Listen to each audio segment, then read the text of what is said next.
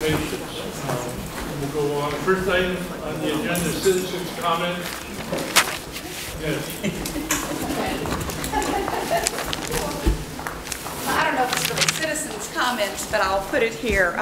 The board came to Molly to check the building, and they came to my room, and I presented them with a project that's happening there at Molly.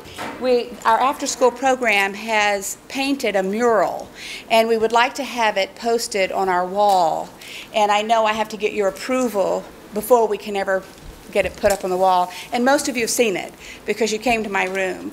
And this is only a fourth of it. And there are 4 pieces, and outside the music room, we call it the castle, which is the outside building, there is an overhang, and we'd like to have this mounted on the wall. And then there's another piece that goes on the other wall. So we just really need, I just came to remind you that we'd like to get that approved so we can get it up before the end of the year.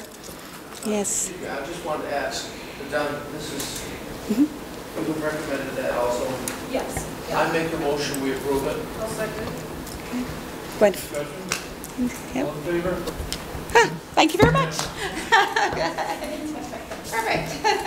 Thank you. That's up to you, or going to be doing, Jerry? We'll put it on. Does that have to be attached?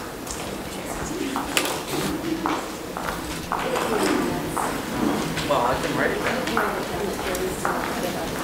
Is there any other citizens' comments? Yes? I just had a question. I have some questions regarding the policies that are being worn tonight, but I can take them to the policy meeting, but I didn't know when. We should wait till we discuss the... That's what I was going to ask, when to do that, whether to do it at policy We time get or to that wait. part. Okay. Anybody else?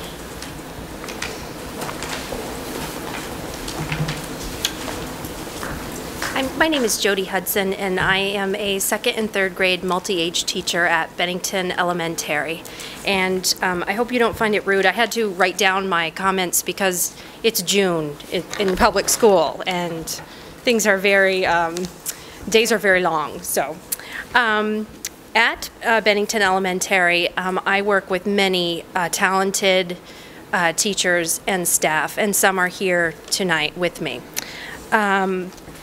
5 years ago, we started the process of implementing Vermont's positive behavior intervention system. And we actually earned a title as a PBIS School of Distinction, which was an honor for us. It was lots of hard work on behalf of our faculty, staff, administrators, and students especially. Unfortunately, that award is not reflective of what is presently occurring at Bennell. For the past 2 years, there's been a dramatic increase to the severity of behaviors. The behavior of about a dozen students has hindered the instruction and learning for the majority of Bennell students and deteriorated the positive behavior system. For the board to better understand what's occurring, I want to share data that was gathered through informal discussions with colleagues. Just in April, and mind you, there was a week vacation in April, teachers shared that their lessons were interrupted by major behaviors 152 times. Lessons were interrupted 242 times due to major behaviors occurring outside their classrooms, in hallways, or areas close to where their instruction occurs. And just lastly, the violence that students are witnessing from this small group of students is most disturbing. Staff shared that on about 169 occasions, their students witnessed students physically assaulting staff at Bennington Elementary. And I communicate this information to you on behalf of Bennell staff and families because your support is needed so that we may reduce violence and increase learning opportunities at Bennell. Your support is required for our school to evaluate how we deliver the PBIS program and what can be done to address school-wide disruptions to learning caused by the small percentage of students.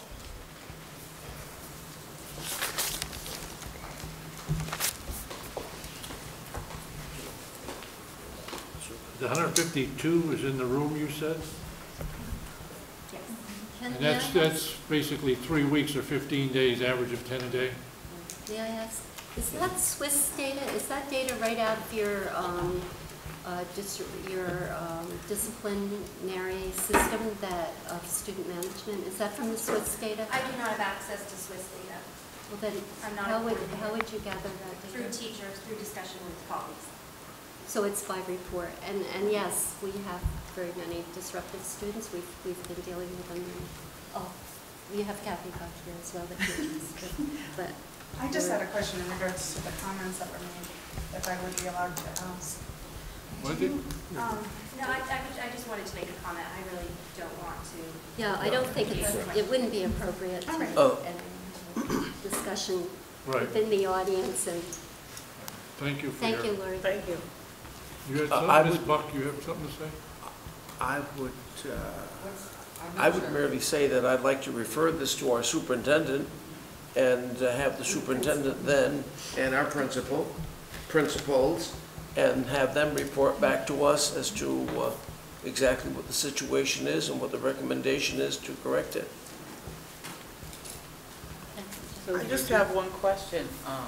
You're asking for support, but I'm not sure what kind of support you're asking for. Well, That's all I was, I mean, we do, we'll support, but we need to know what we're, And I think probably the superintendent and Kathy Buck could help explain Okay, yeah. Tier 3 PBIS support. Thank you, Jody. That's great. thank you. Okay. All right.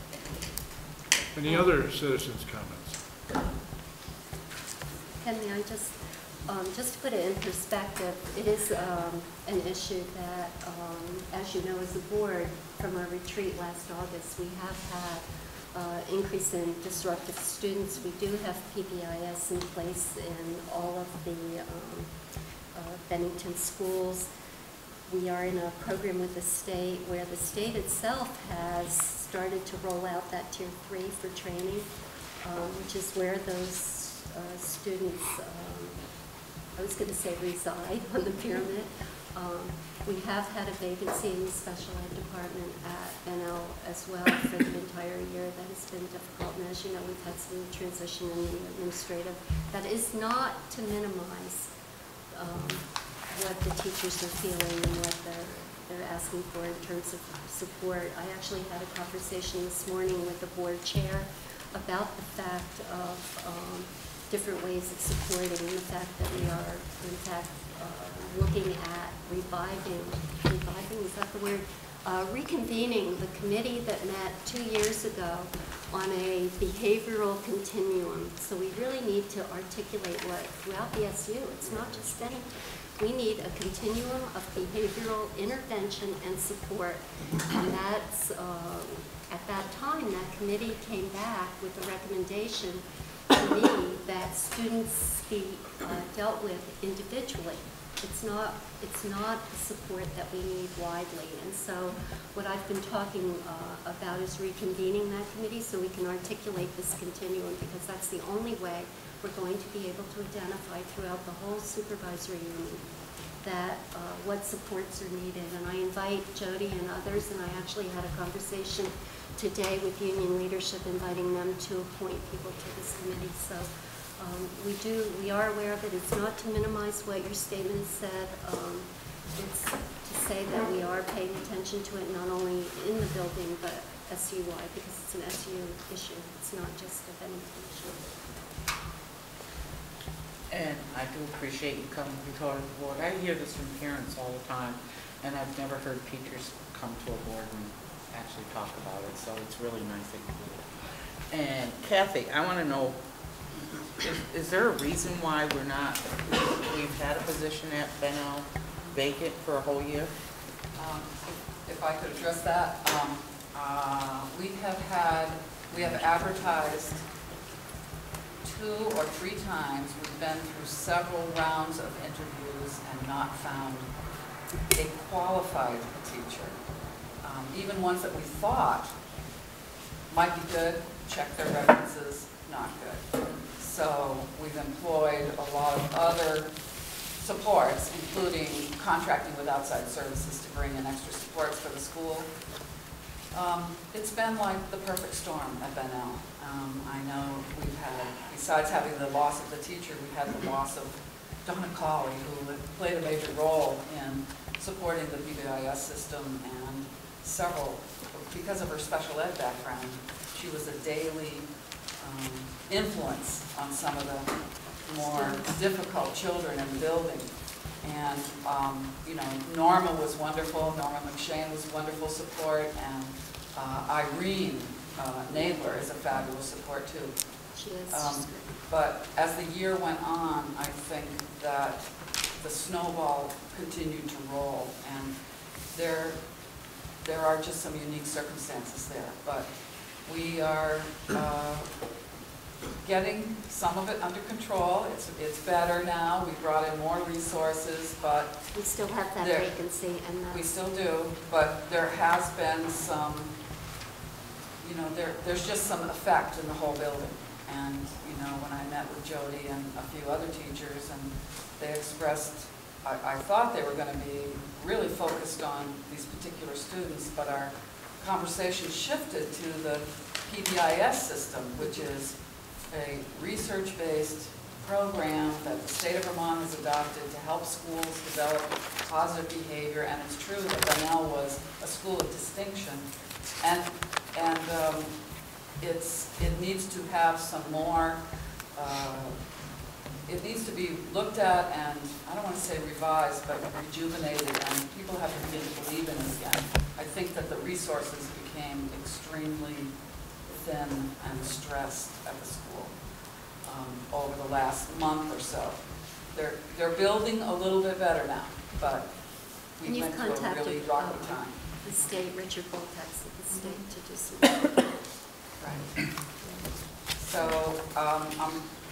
I'm confident that it's going to continue to get better and improve, but I think we're going to have to really examine the whole system and talk about, you know, where did it get weakened the most so that we can build that up again.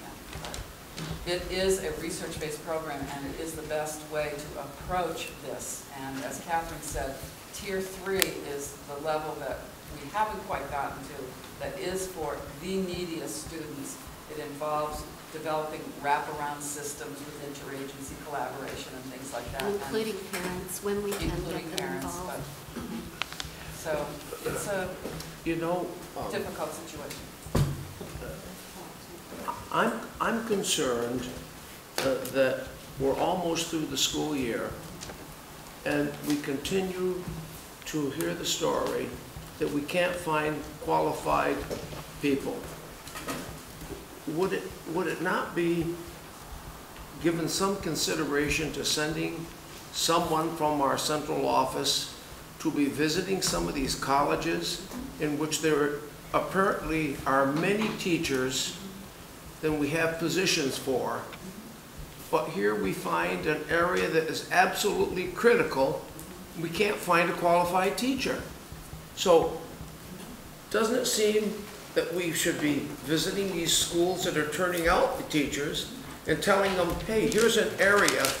I mean, when we've got an art teacher, we've got 80 applicants, and we've got special ed and we don't have any applicants, there's something wrong. It's critical shortage. So, okay, but if there's a critical shortage, shouldn't somebody be talking Yeah, we to the are. places that are turning these potential people out? What Kathy and I have talked about is looking at Castleton and see if we can get some kind of attention to this area of need directly, and see if somehow we can give support for them to expand their recruitment in this area and training. So that's next on the... Yeah, that could be a 4-year solution. Paul? We'll look into it. We do advertise in the papers, we advertise on School Spring, and we do get a lot of applicants, but they're not qualified. And even the ones that look good, and we do bring them in for interviews, when you meet them face-to-face and you interview, it's doubtful that they would be able to, that they have the expertise to handle these situations. and the needs of the kids and the families and the agencies, and it's very complex. Special ed is very, very complex. And so, two questions. Is this system, this three-tier system, being used across the SU, or is this just the Bennington district? We're fully, the PBIS, Yeah, we're PBIS. fully in Bennington, Pownell. The middle school is considering it again, I believe, but they haven't done that yet. They're waiting. exploring. Yeah. But I think that covers, it's not at Shaftesbury. no. Woodford just is the Bennington small, schools in that, Pownell are Pownell. using the PBIS model Right.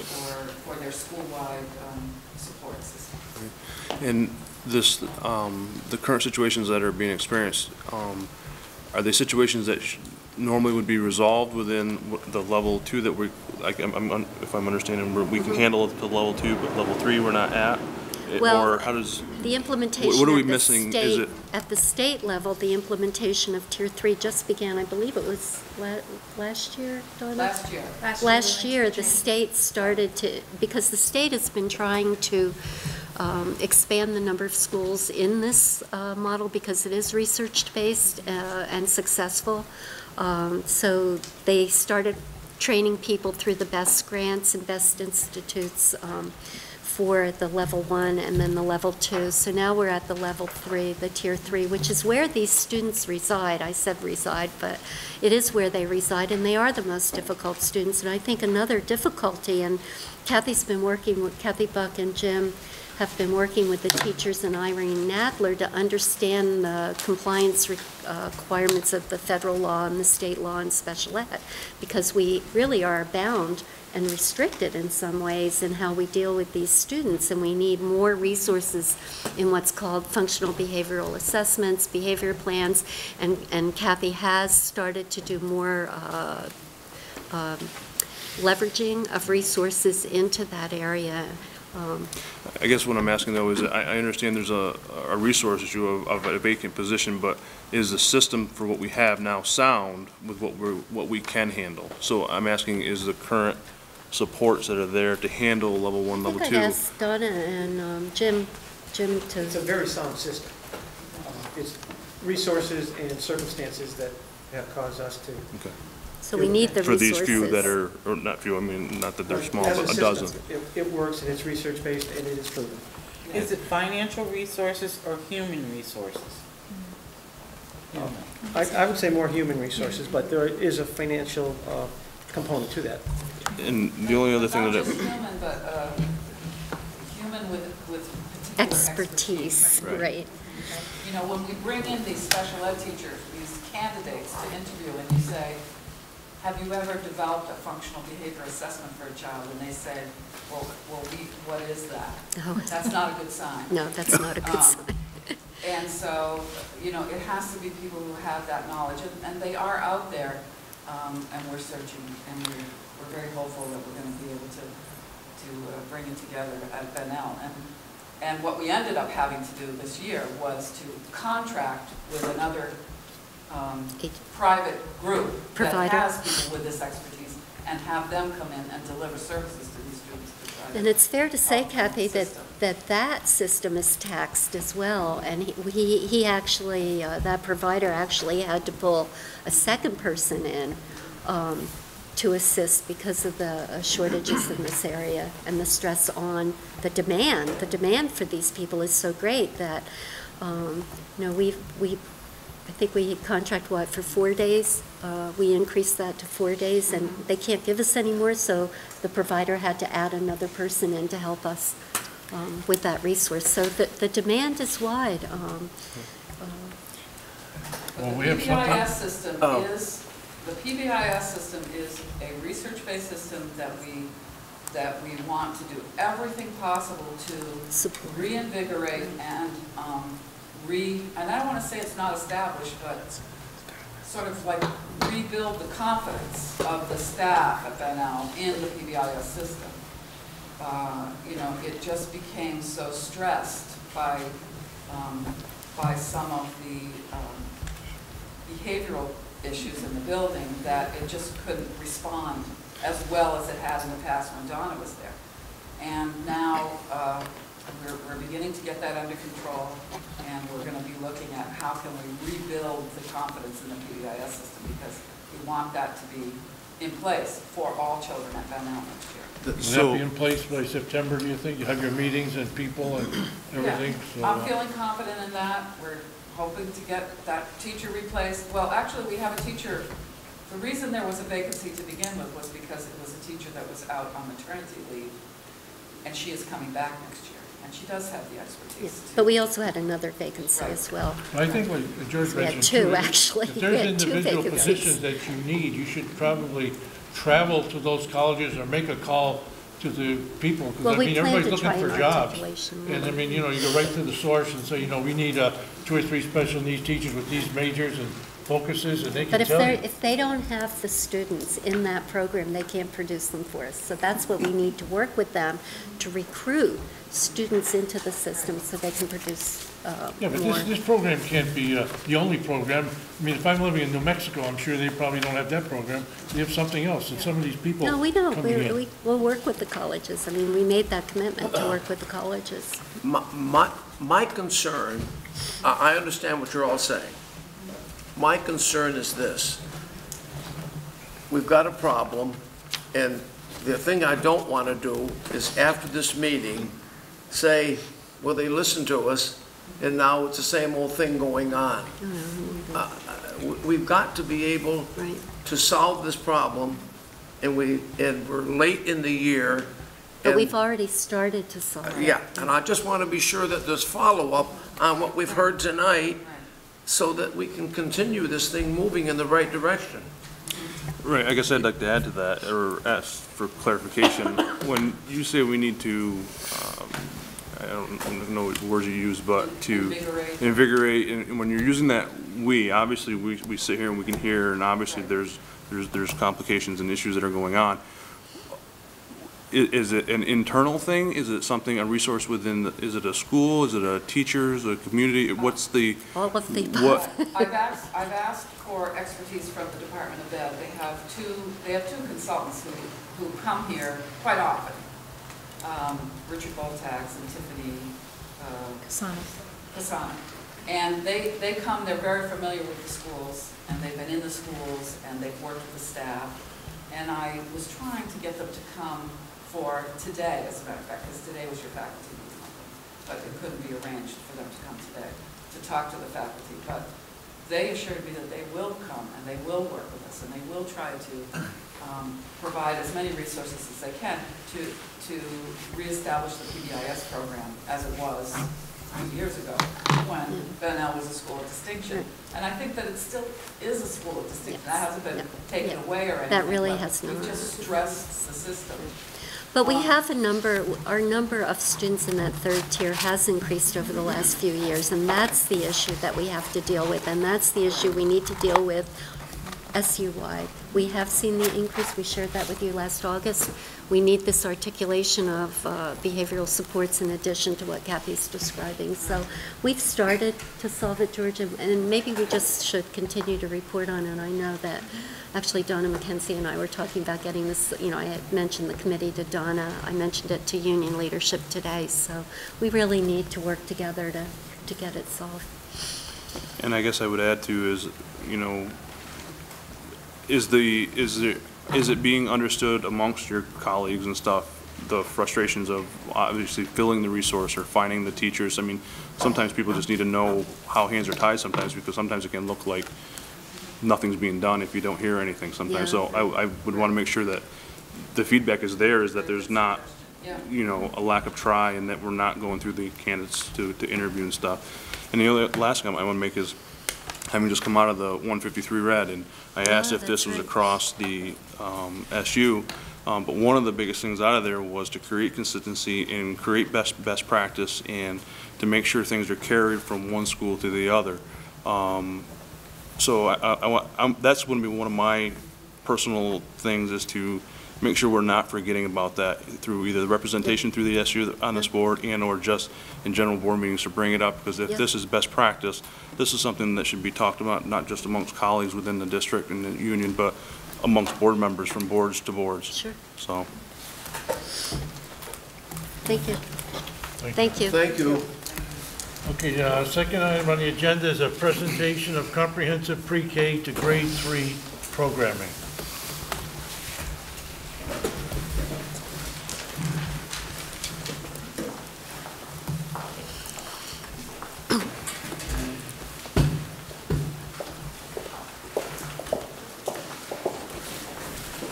We're going to have some slides up on the screen behind you. We apologize for the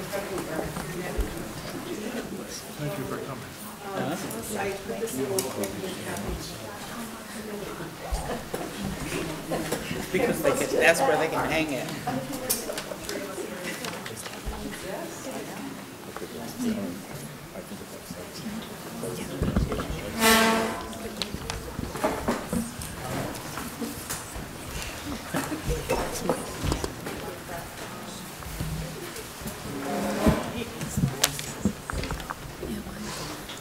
It might be part of this, If you want to stand up first, it's up to you.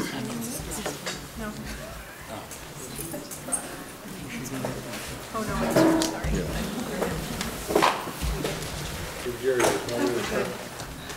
one bank of lights or anything, or is it all or none?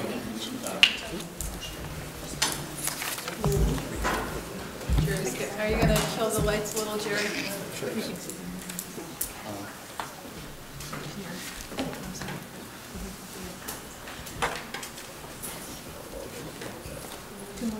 Okay, so we're just going to do a quick overview tonight of a conference that several of us went to May 9th through May 13th in Cambridge, Mass. at Harvard. So the reason that we were interested in the pre-K through third grade, a comprehensive approach, history really was following up on what teachers had just said from Bennell. We were really finding at Molly Stark that our kindergartners were coming in with far more behaviors than we had seen before. Class sizes were large. It was stressing the resources, stressing teachers. And because Karen and I share the same building, there was lots of conversation. It was easy for us to really continue to have conversations about what are we doing, how can we change things, what can look different. And out of that came the developmentally appropriate practice for our kindergarten teachers. There was training in that. The board had said, let's cut the numbers down to 15 to 17. We know that that will make a difference. And we have, as BSD administrators with Karen over the last few years, have spent a lot of time doing very deliberate and purposeful transitions from the early ed into kindergarten. So when Karen had heard that there was this conference going on that addressed so many topics that we had been talking about, we thought this would be a perfect opportunity to see if we could be lucky enough to go. So what we had to do, we contacted them, we had the information, we had to answer 6 very specific questions in less than 3 pages, talk about a lot of our practices, what we're doing now, what we hope to gain out of it, and submitted it. It was quite a lengthy wait, but then we did find out it was by invitation only, and we had been invited to attend. So we were extremely happy. It was worked out with the district that we were able to attend, and there were 8 of us that went. So that's where I'm going to let Karen talk about it. The team of people that went, just to remind you, I think I had mentioned it once before in one of the board meetings, but we had a first grade teacher, a kindergarten teacher, Colette Klein, a third grade teacher, Amanda Madison. So we had people actually in the classrooms who went with us. We had Donna, myself, Kathy Marcoux, and then we had 3 people not connected directly with the education department here. One was Linda Dean Farrar, who's the executive director of Sunrise Family Resource Center. We had her go because her organization supervises the early care and education providers, the licensed and registered homes. We also had Manuela Fonseca from the Department of EDGO. She's the early childhood director. And we wanted some state personnel to be there with us. And we also asked Doug Racine, who's now the Secretary of Agency of Human Services, because the Child Development Division, in addition to the Department of Ed supervising the early childhood programs in the schools, the Agency of Human Services also supervises us, so we answer to two different groups for our programs. And why not have everybody there to hear the information in case there were barriers? Before we move on, I just want to note that we got so much information that week in Harvard, and it was an amazing experience. We were very inspired. There were people from across the nation, even the world there, and some of the top researchers were there, and they've given us permission. They gave us all of their PowerPoints and things, and they've given us their permission to use them. So neither of us have gone through name changes. None of us are Christy or Julia. Christy and Julia are both researchers. Christy's a research scientist. She's worked with 40 states. And she works with dozens of school districts, and her specialty is really the pre-K to grade 3 education. And Julia is a researcher, and her specialty is developing evaluations. We hear a lot in your board meetings, how do we know it's working? Well, one of Julia's jobs is to figure out how to develop evaluation tools that measure the kinds of things that are often hard to measure. For instance, the impact of a system change. So we're very gifted to have spent time with them, and we're going to walk you through some of what they walked us through the first day we were there. And the first thing that we're going to just show you is the frame of what a pre-K to grade 3 system looks like. And the first part obviously is the preschool portion, which some people think of preschool as being just through 3, 4, and 5-year-olds, but they really look at it from birth through 5. The next component was kindergarten, full-day kindergarten. We did find that, and we were amazed by it, that there's still many places in the United States that don't do full-day kindergarten.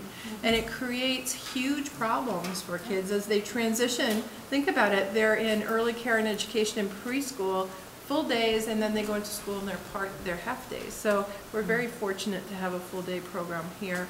And then the last component of the puzzle is the grades 1 to 3. And you've heard me talk before about the feed-out theory, and we'll probably touch on that a little bit more as we go through the presentation. I love this visual. You know, being an early childhood person, it's right up my alley, blocks and pop beads. But when you think about the block side of the screen, we have so many wonderful things going on in the SVSU. You know, I couldn't even begin to make lists, but I know it's it would be a very, very long list. But think about it from the visual of being building blocks. We might have the trauma-sensitive schools. I'm going to pick on Molly Stark for a minute just because I'm there. Absolutely. But you have the trauma-sensitive schools. You've got the full-service schools. We heard about PBIS a little while ago. We've got all different kinds of intervention strategies, and so we can just put one block on top of the other. What was brought to our attention during the conference was we really have to think about all of those initiatives and how they interlink. And it's not really rocket scientists. We should be thinking about that, but really think about how they interlink. And that's why they went from instead of having the staff to the pop beads and really having them linked together. And that is one of the most critical pieces of everything that we learned was that the interlinking of anything that we do, whether it's people, programs, administrators, teachers, school boards, interlinking. So just as an extra visual about nearly the same thing, in any system you want to have everybody know what's going on and everybody connected to everybody else within a grade group or an age group, and also across all. You hear horizontal teaming, vertical teaming are other terms that are used for these things. The part about this is that everyone is co-creating as they go along. So everyone is on the ground level, being able to talk about what, in terms of teachers, what they believe their students need, but what they believe they need to make this work, to make education really effective. The overarching goals of this process are to develop, of course, foundational and cognitive skills, to develop social and emotional competence, which also, I'm really sorry that my back is everybody else. We're looking at the screen. Okay, thank you. But also those self-regulating behaviors, those are things that don't come out on kneecap, but they're certainly things that are interrupting education at school, as we just heard with some students for whom PBIS may not be working. Being able to problem solve, using that executive function. If it's not tested or used or developed in a direct way, it's not going to happen. And then there's frustration and meltdown when students don't know what to do when they're not constantly being directed every step of the way. And it's also to establish parent engagement within the school setting from the beginning for learning and to keep it going. We know we have hard data and we also have just perception data that it appears as if right at the very beginning of school, when students enter kindergarten, that there's a lot of parent involvement, and it seems to slip away a little bit at a time. It's to keep it strong, but it's to start it at birth. It's to start it before kids come to school. We spend lots of time. One of the things in a school-wide plan that you have to have is a smooth transition that's deliberate and defined from preschool to kindergarten. Within this system, the beauty of it is, instead of spending the time to see how the students can transition and getting the information from one place to another, everybody's a part of the family. Everyone comes to the table. Everything is clear, and it goes right up with Common Core through college and career readiness. It's a beautiful thing. So beyond conceptual, how do you do it? Well, there's some things we know that it's not. This is one of those lifelong pursuits. It's not today's draft. Is the next best draft from yesterday and the next worst draft for tomorrow. It's not just to get high quality preschool, although I really appreciate the fact that you have supported all along the private-public partnership. And then it also isn't some discrete skills or other kinds of things that that happen in isolated ways. So then we want to know what is it already. So what do we know? We need to know what it is. How do we evaluate what we're doing? How can we do this? How do we know when enough is enough? How do we know if we're there? Are we there? Can we ever get there? There isn't a one right approach. It's not something you can open a box and take out and then poof, it's done. But there are 8 essential elements or buckets that let us know what really needs to exist so that this can be a successful thing for us and for our students.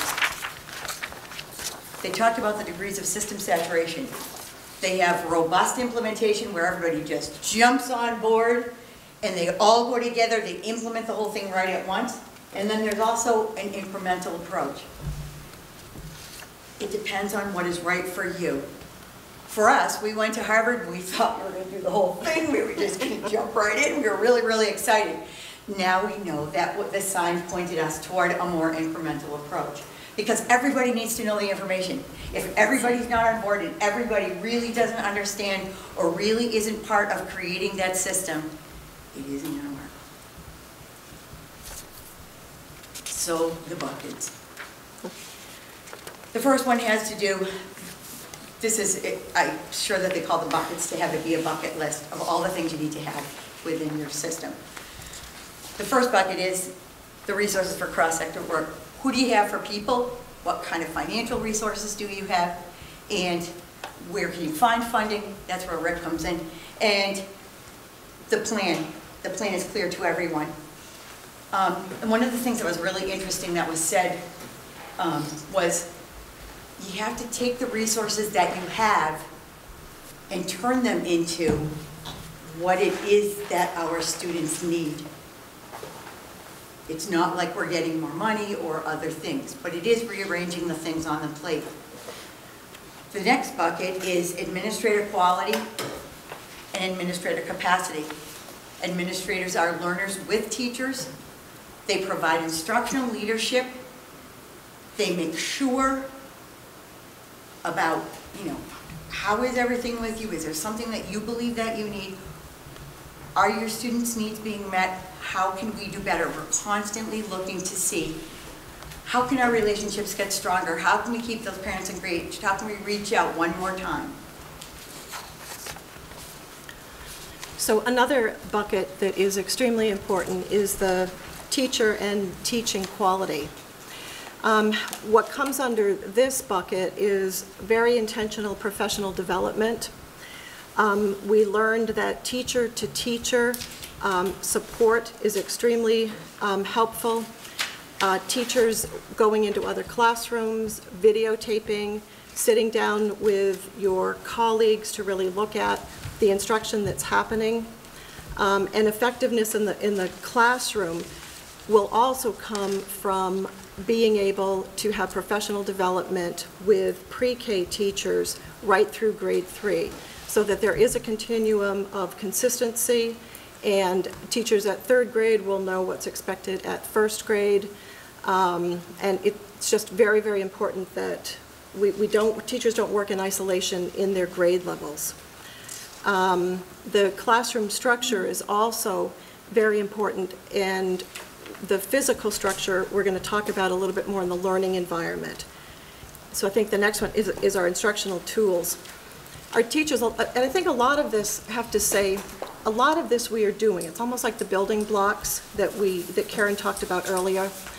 We know that teachers are using data to drive instruction. We know about the balanced developmental and common curricula that we have, the comprehensive assessment system many schools have, and it's really pulling all of it together so that teachers are really understanding how a child develops from early on up through grade 3. One of the things that was an aha, I think, for all of us, there was information that was given to us, research that had been done about the number of transitions from kindergarten, 1st grade, 2nd, and 3rd. And they had people that went in and clocked all of the different transition times, and it was amazing. And kindergarten, pre-K kindergarten, had a lot less transitions than we found in K or 1st and 2nd grade. And there was much more large group support in the older grades when the instruction for students to really achieve is much better in a small group or one-on-one. So they're just very interesting sort of aha moments for us.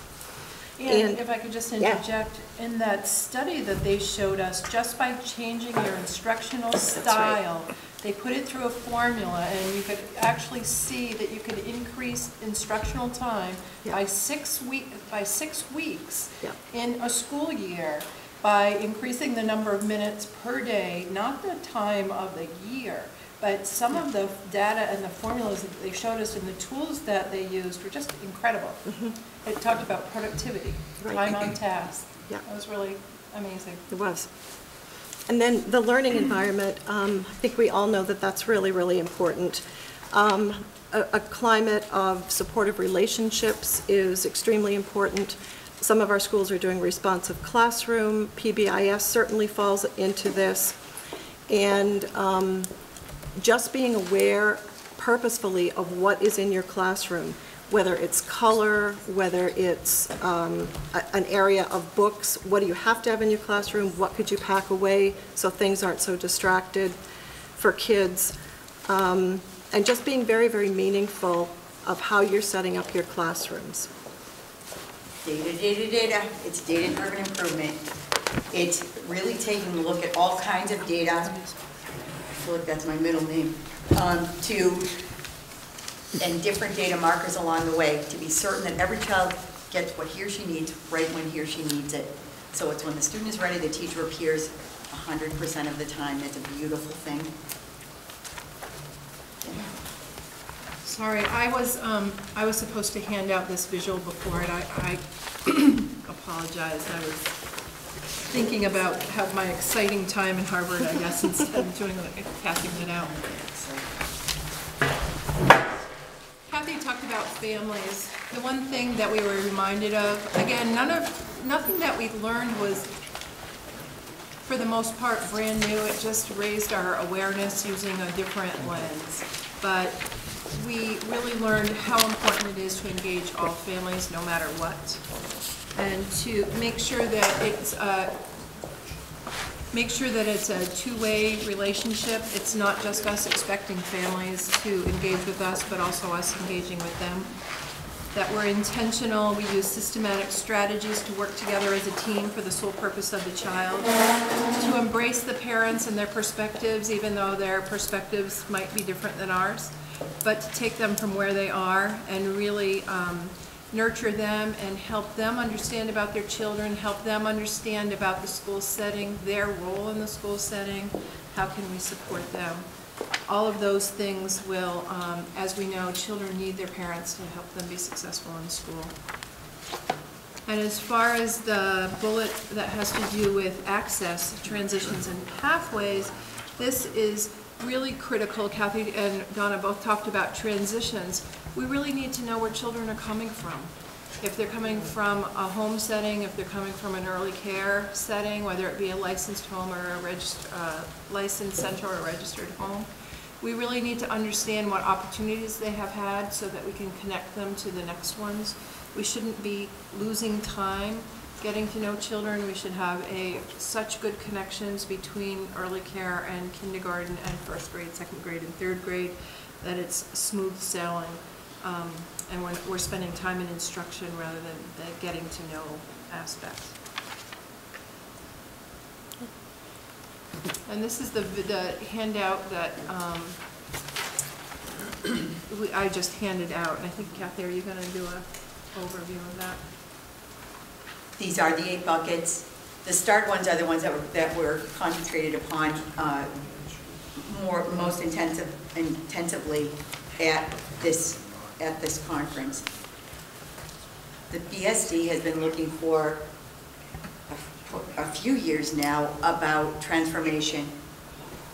We have 1 school, 3 campuses, and whenever the state people come down to tell us how we can improve our schools, they talk about the change needs to be from the system through the Roots of Success study.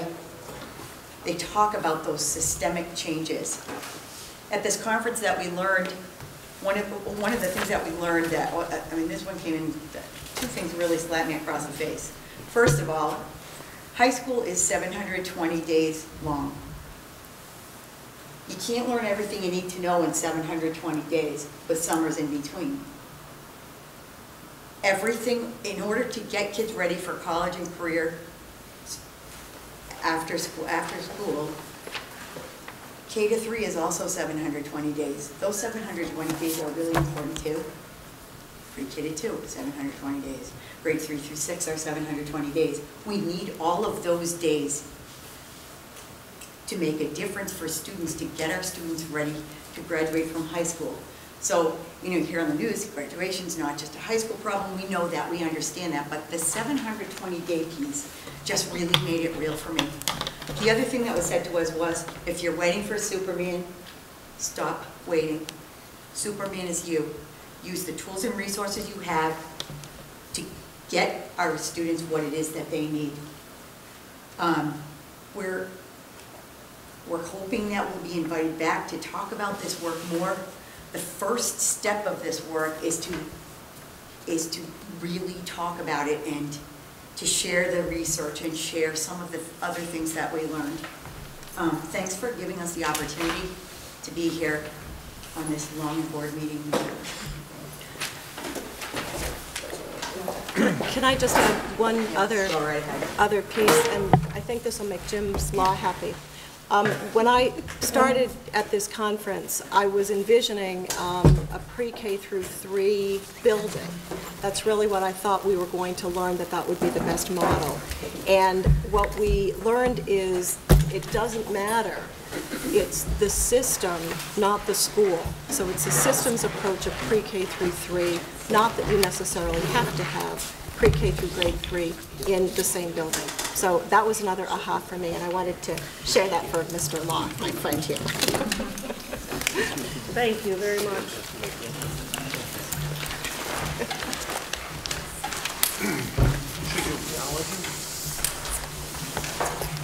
I'm froze, George.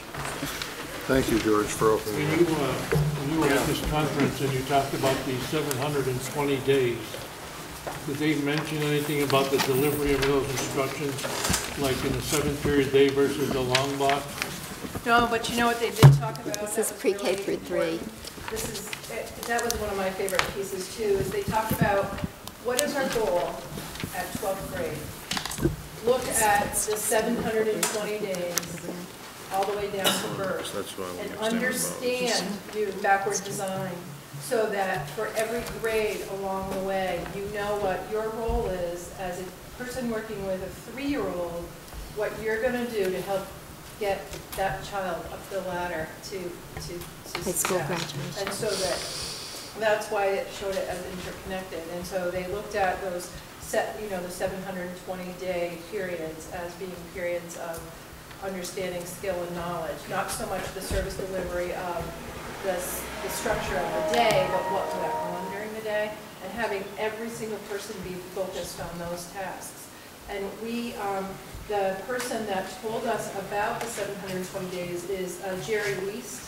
It's W-E-A-S-T. If you watch him on YouTube, he has some incredible, he'll tell his story on YouTube. He's from Montgomery County Schools in Georgia. And he was able to take underachieving schools across Montgomery, Alabama. And I don't have the data with how many, that's in some other research that I have, and turned it around, narrowed the achievement gap, and they were achieving schools. And he did it through this 720-day backward design. His story was just incredible. One other thing that felt really good is that's how we design our curriculum. We use that if we wanted to do it. So it just felt as if, it was just sort of you're headed in the right direction. But I can't say enough about full-day kindergarten either. We met many people in very, very large places who don't have full-day kindergarten. Isn't there some places Where that- they gasped when we were talking about it. Aren't there places in the United States that don't even have kindergarten, period? Or it's optional. Well, you don't have to send your child to kindergarten, but Yeah, that's it's another optional now. story. They just talked about kindergarten being a minimum amount of time in very rural places. Well, thank you very much. A lot of good details. Ken, we really thought we would use this visual of buckets in the areas so that as you move forward with us, our second meetings in June, August, September, to look at what do we want to do with our schools, what do we want them to look like, that we make sure we are addressing all of the different areas, whatever model we discuss. And then we thought we'd take a little bit of time right now. What would you like to focus on June 18th? What kinds of questions have we had over time in discussing, and we're going to talk about facilities later in the agenda, but programmatically, we've talked about a lot of different things that have come up, and what do we need answered and to help us point into the right direction of where we want our schools to go and what they'll look like. Well, one thing I always was wondering that some districts do is like when the kids get to the 3rd grade, 4th grade, and 5th grade, some schools, what they do is, instead of the kids sitting in that classroom all day long receiving instructions, they'll get a teacher maybe who's really expertise in teaching English or reading, and they'll come in and during the day visit all those 3rd, 4th, and 5th graders, and someone who's really good at math delivery will go in there. So if there's any data out there or maybe methods people use that, works for them and maybe increases achievement, that would be nice to see, because, in a grammar school, I'm sure every teacher is qualified, but they probably enjoy teaching one subject better than the other. And, if we could get math, English, science, history, and everybody doing their best for each kid, maybe that delivery system would make a difference for our kids. I don't know. I'd actually say that was the way Bennington was set up in the 50s, late 50s, early 60s, when I went to school there. Was set up how, Jackie? When you're in 4th, 5th, and 6th grade, you would actually switch between 3 teachers. I had a teacher that really was good in science. His name was Mr. Emerson. And then I had Mrs. Whiteway, who did English and geography. And Mrs. Hurst, I can't remember what she taught, but anyways, we switched. Like in a high school model where people have their degrees and specialty in a certain topic, and they're really good at that topic, and they know how to deliver that material. So, you know, that's something you can look at and see if there's any data or documentation on that type of delivery. That's something, and it was nice to see that you mentioned that this doesn't have to all be in one school, as long as they follow that model. It could be in various schools working on that same model, too. Yeah, and I want to comment a little bit on it because it keeps coming up in my head, and I don't know if it's just because I'm hearing it or I want to hear it, I'm not sure, but it seems like in this presentation, I heard it here, the emphasis on everybody being involved across the board. You can't just go in blazing. Everybody's got to understand the concept. Everybody's got to believe in it. Within our schools, within the SU, wherever it is, and this was a big conversation in the last discussions of the 153 when that got done.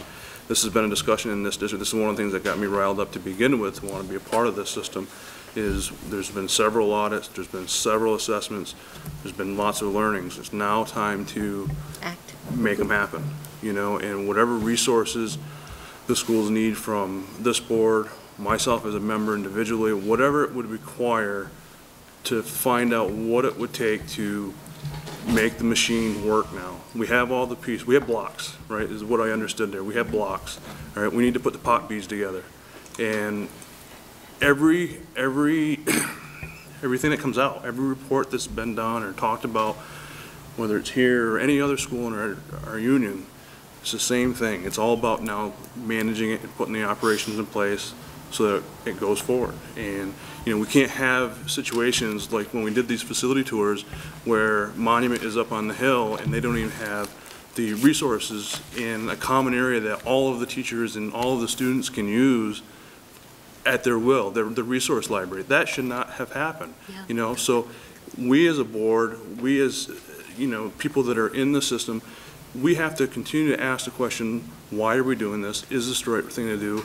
And is everybody doing it? And if it's not, then what is the right thing to do? Because we can't continue to have these pockets. We can't continue to have the blocks. Expert after expert comes in. They all have the same assessment. You guys are experts. You went out. You had the same assessment. You're saying the same thing that everybody else is. So it needs to happen. The community needs it. The students need it. I mean, it's time. So, I mean, all of these things that you brought up here have been talked about for a long time. You know, some of the, you can listen to some of the presentation that the teachers that were here are talking about. People want this. So at some point, just like you said, you don't need to be the expert. There's a lot that we can do. There's a lot of, as they say in a lot of places, low-hanging fruit that can be picked and make the machine, make the system that much better. So whatever support, whatever initiatives, whatever pieces you need for those efforts, you know, I think this board would be there for that, and whatever, and it's got to be outside the box. And we've looked at the box, we've looked at the blocks, they're all there. All right, how do we now create a change so we get a different result? Because if we do the same thing over and over again, that's what we're going to end up with. I got it. Oh, go ahead, Kathy. Karen. What I just wanted to say is, you know, what you have to say is really, really important, and we've heard that a lot in a lot of different ways, and we've heard it just in our daily work. And the thing that made it different, that made everything come together, was developing a really comprehensive strategic plan. And we actually spent time learning. They've developed, these people that have put together the conference, some of the researchers have put together a framework. And we had to start doing a self-assessment of our district based on this framework to tell us what we're doing good, where the holes are, what we could do different, and so that you could start putting all of those pieces together like top beads. But it takes, you know, some intense work to really get everything down on paper. And it takes, you know, when Kathy was saying we thought that we were going to accomplish so much, I mean, our first day they said, well, what's your goal? And ours was, well, we're going to have a plan by Saturday. Because, you know, the conference got over on Saturday. And we're going to have a plan by Saturday. And boy, were we naive. Because just, you know, it took us hours to be able to really just go through small pieces of a strategic plan, and it was the players who all wanted to be there. Right. And, you know, we identified a whole host of people like yourselves that would have to be included in doing this very specific strategic plan that would have outcomes and measurement and accountability and all of those things. So many of the things in those buckets are all part of that plan. And that is something we could show you at some point if you'd like to see, because we do have that available. Our administrators don't agree on the vision. This is starting the good discussion. So next meeting. It's really hard, I think, as a board member on the June 18th agenda focus, is we have to come together with how we want to proceed. Jackie, I think Donna actually opened the door from her observation of what you learned, that it's not necessarily a building, it's the, can you talk a little about that? Because I think you're talking about the neighborhood school versus the pre-K through 3 building. Yeah, Jackie? I mean, when we went around and looked at the buildings, there are needs.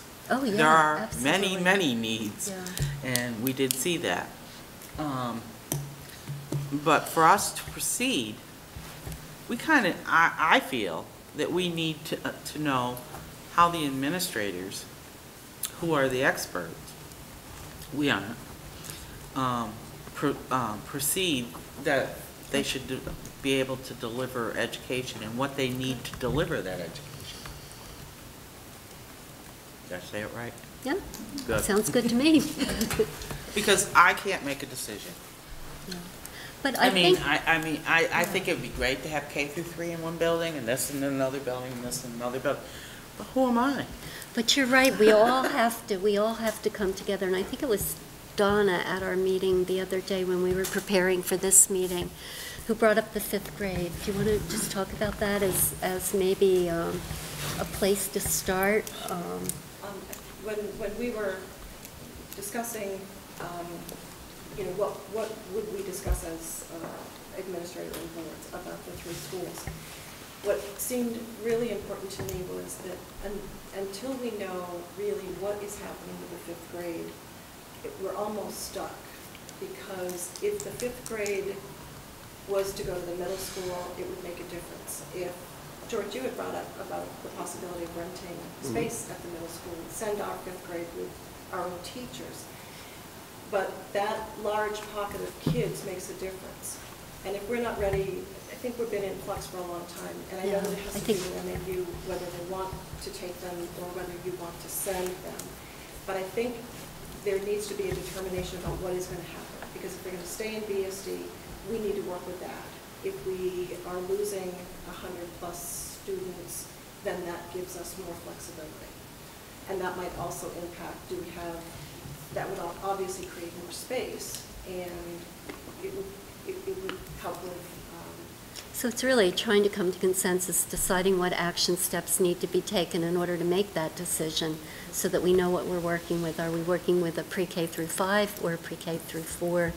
And then we can start to come to consensus. But as a board, we would need to know what the pros and cons of sending our 5th graders to that building. Good. So that could be cost-wise and educational-wise. What it's going to cost the BSD to send the 5th graders to the new middle school? The pros and cons educationally as well as management. And the pros and cons and educationally, and can we sell it to the public? So maybe that's something to at least start talking about on the 18th when we come back. It also involves, obviously, a conversation with another district. So it's been talked about before many times, I think, at MAU, and I know that the MAU board, and Ken sits on it, but the MAU board has talked about revisiting their goals and dropping the goal of having all 6th grade come. So that discussion has been ongoing as well. But it may be an opener. At the same time, I mean, and those are,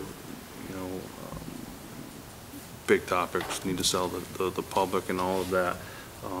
But at the same time, there's a lot of things in that presentation that are in many other presentations of behind-the-scenes stuff that has to happen now, regardless of whether we're in a school all as one, or we send our fifth graders, or we don't send them, or the sixth graders. The evaluation process needs to continue to go forward. The review process needs to continue to move forward. All of those things need to be in place, because no matter what school you're in, or the system that you run, if you can't evaluate, you can't develop an outcome, you can't come up with an outcome, you don't know what you're achieving, teachers don't know where they're, you can't tell them what type of professional development they need, you know. So there's a lot of things in there that I know that I would like to have reassurance somehow that those things are moving forward. And being new here, I know that there's a lot of stuff that's at the SU level that I'm not seeing or hearing or been there, but, you know, I need to have confidence that those things are going forward and they're not being lost, so that the teachers are saying, the administrators are saying, every time you guys are interviewed or every time you evaluate, I mean, the information is there. So we need to give it to them. It's been too long without it, so they know where they stand, where the teachers stand. At the same time, we need to have long-term vision of where we're going, so that it changes, you know, how you come up with the grand plan or the program that you have, how you want to deliver education. But there's a lot of behind-the-scenes stuff that we're responsible for to make sure C happens, so that we run better. And I think, Paul, a lot of that started, at least in my tenure, felt that we started to really tackle a lot of that with the board at last August's retreat when Gail Holden came and spoke, and we really, Jackie, I think, was the one that said, let's get these instructional discussions on every single agenda and move forward. And so we can report out on those things, you know, through these board meetings that we have, so that we don't lose track of what needs to continue. We're not going to stop that other, we can't. You're right, we can't stop all those other developments. To wait to know what we're going to do for BSD, we have to continue those. And I want to make sure that we're talking about the same developments. You know, these are like the teacher evaluation right, system exactly. The managing tools that you need to help yourself and stuff, not so much to create more blocks or anything like that. Yeah, but no. other pieces to help. Today I talked with the union leadership about the fact that in the new CBA, we have a new structure for the Professional Development Committee, and we're missing half of the people for those slots. So, you know, that was a push today to get those slots filled.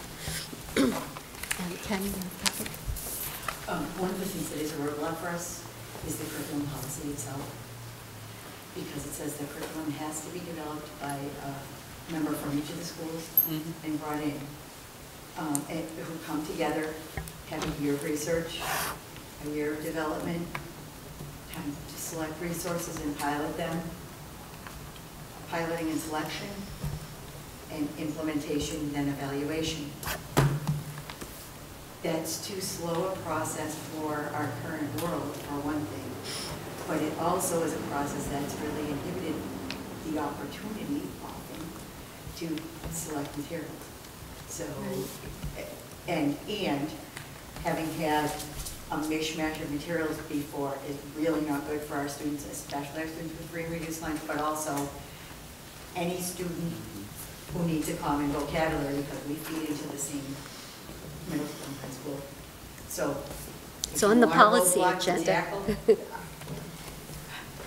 humbly ask for that to be one of the other things It that's is on different the about this. policy agenda We're ready for to this step out. month. We have to step out and do it. We really, and I think that every time the eight of us get together, or any two of us get together, we get really excited again, and we are constantly thinking about it and sharing ideas. That doesn't, you know, that really doesn't always happen when we go to a conference of some sort.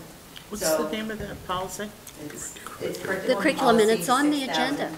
It's on the agenda for this month. That's at the SU level, or is it on policy It's committee, or where does that fit SU, in? it's the SU policy on curriculum, and it's on the policy committee, the SU policy committee, which Claude attends. And we'll ask Kathy to attend. One more roadblock is the time piece. Change it. Stroke of a pen, come on. It's done, he said it's done. We'll have plenty of things to discuss on June 18th. Well, just so I But we heard want to that again. identify what they are. What did you say about One time? of the things is that early release has Time. never been supported. It's not, and it's not, it hasn't been supported for since, I think, the days of the skiing program, which would have been a really long time ago. I think it was young then. But one of the things that is needed is the time. And if there could be a system that's set up that is regular and usual, where students would be released, this is just one of 100 million ways to do this, that students could be released once per month in an afternoon, so it was a regular piece for parents. I do understand that the difficulty with childcare and all of those things, but there has to be a place where there can be time for teachers to really be able to absorb this information. Because teachers are allowed to choose, for the most part, choose the professional development that they have. We can offer it, we can let people know what the students need, but unless it's a date of work for them, it's not something that they must partake in. Well, what happens, Kathy, is, for instance, the time factor is just to continue that just for a minute, when we implemented the foundations part of the reading instruction, we offered it in the summer. We had a number of people, a number of teachers come to take it, but not all of them did because they weren't being paid, and so then we had to release them from class in order to get the, so that's an issue, and I think we have to look at, I think that's what Kathy's talking about, get the time in somewhere where we can actually. You're not getting paid, we paid it for the course. I'm just saying. Maybe we pay them horizontally and vertically. Well, wait a minute. But we're not paying them. Maybe, I don't think the answer is having more release time for students. In fact, I'll argue the other way around. Students should be having more time in class. So maybe the answer should be, we should be negotiating and paying for extra teacher time in order to do this. But certainly, I'm never gonna vote to have more students leave school from a calendar that's pretty crowded right now. Well, we do have 9 in-service days. That's exactly right. We just have to use them for what we need them for. That's exactly right. Or like school day for the teacher, so that they It's can also have not collaboration tables. Yeah, Right. that's right, Jackie. It's not enough time for the collaboration, and Ken, we've got you on our calendar. I hope so. To get you into a meeting very shortly on a Tuesday morning, so we'll get you in on the collaboration piece. But yes, Kathy and Jackie are right. We really need that time. George is right. We have tried in the past some negotiations to address this, and it needs to continue. And I don't know the whole process. I don't know the ins and outs of the teacher profession and the obligations and this and that and the It's extensive. I know, but at the end of the day, everybody goes to work, and we go there to have a responsibility, and within that job description it says this is what we need to do. Again, it goes back to evaluation processes, you know, things like that too. We gotta get you on negotiation team. Right. You got an education coming, buddy. That's fine. That's fine. And maybe I'll learn something new, but there hasn't been a place that I've gone yet. It's nothing like we work. There's no, wherever you go, there's an expectation, and there's a job. Whatever's negotiated is negotiated, but at the end of the day, the follow-up on whatever was negotiated, let's make sure that's happening. And at the same time, there's always more that comes beyond just what's negotiated in any good functioning and operating organization, so. Yep. Okay, I have to move along here because we're really delayed. Okay, you have in front of you under item 3 a treasurer's report for May. Renee sent it. She'll be coming to the 18th meeting of June, and she'll be having us sign the tax anticipation note. And if you have any individual questions on the budget, I'm sure you can ask her there. The budget status report is right there online, and Rick set that up. If you have questions, you can check with Rick. I have some handouts, so we got to. Oh, I'm sorry, that's right. We have to do the 3 bids, right? You guys need to spend some money tonight. Okay, we have 3 separate bids. Let's, You get more than 3. You have one packet that has 3 connected to it. oh, I'm sorry, okay. One for a paving project at Molly Stark, one for reciting the maintenance building, and one for the purchase of the truck. And there's a separate bid for your trash This is the removal, business of the board. and then a 5th bid for your janitorial services. And then I just wanted to report on the audit, It was handed out. on the audit bid, which is at There the it is. SU level, but it obviously affects your budget, but you don't need to act on that one. Okay, Just let's take work one at a time. on Where are we the starting? single page first, janitorial cleaning services. Jantronics? Janitronic seems to be the low bidder. I'll make a motion, we accept it. Do we give this, is this gonna be an automatic 3-year bid because of the way it's set up here? 3 years, those are the So we all prices. understand that, they're gonna get it for 3 Those are the years. prices for the 3 years. I make a motion, we accept the low bid. I'll second it. We have a second. Discussion? Just a question, how's it work out in the schools, in that central office? Jerry? How's it work? Working out well. You've had been with us for So that's 7, 8 years, I think now. Yeah, I think they're responsive. When we happy have with it? issues, we talk with them directly, and what we need to do is when there are issues, they need to address them, we need to let them know, so. And there's always issues, no matter if it's your own people or other people. Right. And But it they, isn't the issues, it's how they respond to them, and they're very good at responding. and they do most of the work in the summer, is that it? The summer All the cleaning, work in the yeah. summer, yeah. Yeah, what, I mean, well, it's beyond that, but they do, Window? I guess give me a rough scope of what they do. Obviously, there's a daily trash removal, mop sweeps, and all that stuff, and then you have, During the school year, or, Vacuuming. during the school year, dump trash, clean the classrooms, clean the bathrooms, fill paper towel, toilet paper dispensers, do anything like that. Wax and- They do security, they will help set up and take down for events if they're, if it's a school that they're full-time. Here, they're only here like 4 hours a night. In the summertime, they do it all, and if there's moving of classrooms, they'll move as they clean.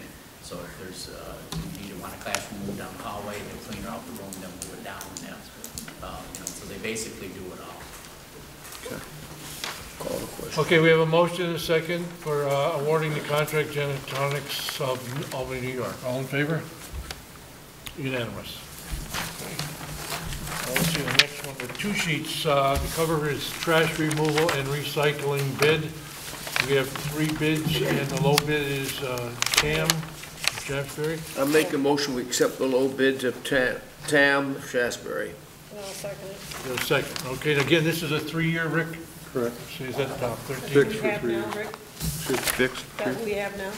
No, we have Casella now. Any other discussion? Okay, all in favor of awarding a 3-year bid to TAM? Unanimous.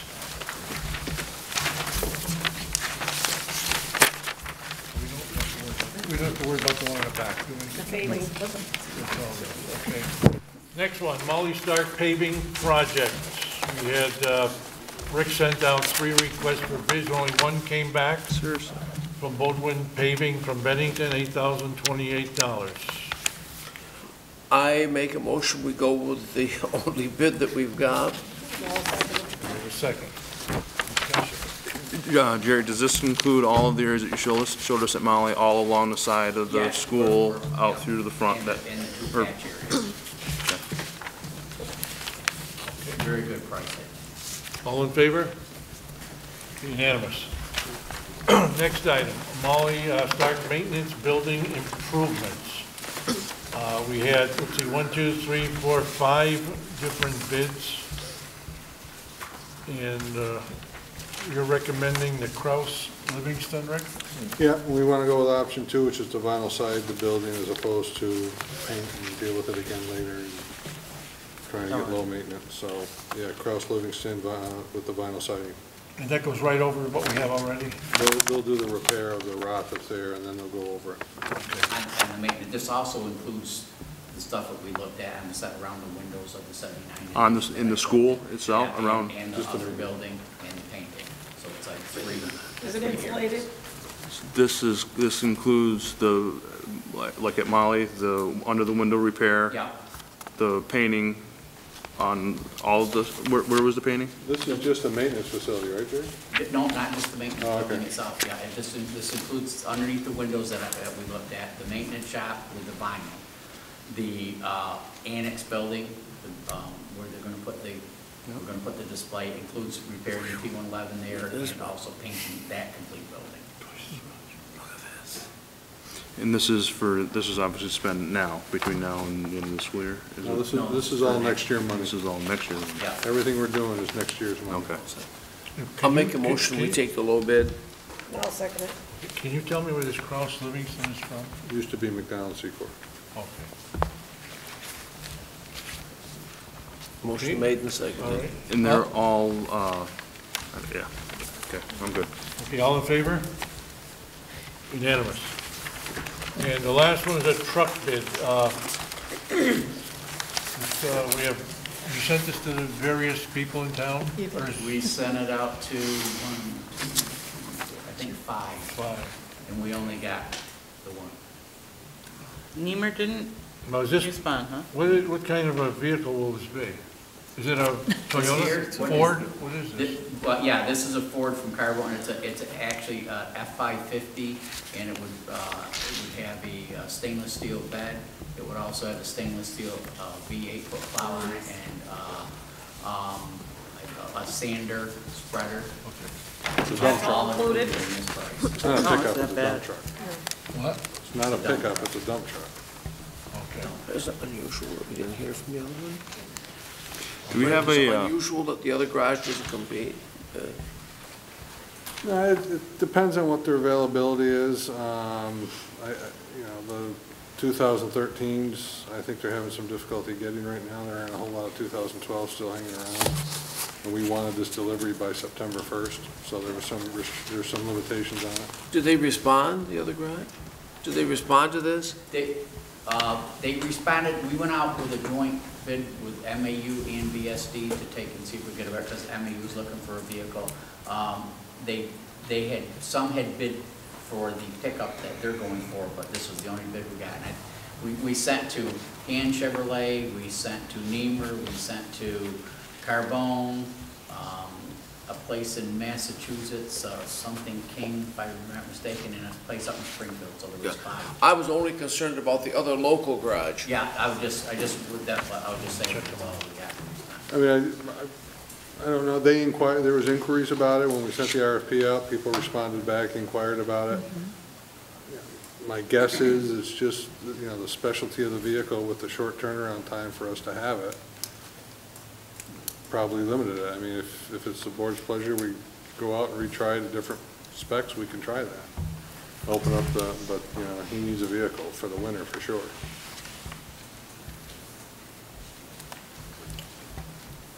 Board's pleasure? and these are planned in the budget, these are things that were planned in the budget, and this is within the scope of that. I mean, you know, they had an opportunity to bid, and they didn't bid. Do we have a fleet number? Have we looked into that, or in a way for the supervisory union for fleet numbers for GMs and Chevrolet products? Are we allowed to? One of the things that we've talked about for the last couple of years is to consolidate the facilities under the SU as opposed to doing separate things at all the buildings. That's still on the plate. It's one of those things that we talked, at least I hinted to about on Monday, that, we can do more things together. There's a significant savings with the Ford fleet number, and all it is, you just have to have a certain number of vehicles, and it's a significant savings that you get. The problem is we don't, BSD alone doesn't have enough vehicles. They've got And that, right. 2, 3? Three. Right. But if we were to consolidate with MAU. Right. And then we could get a lot of things like that if we're able to do that. I make a motion with all that. Second? Any more discussion? All in What was favor? it, what was the motion? Motion to buy it. To go with the Carbone bid for the pickup, for the dump truck. All in favor? Okay, unanimous.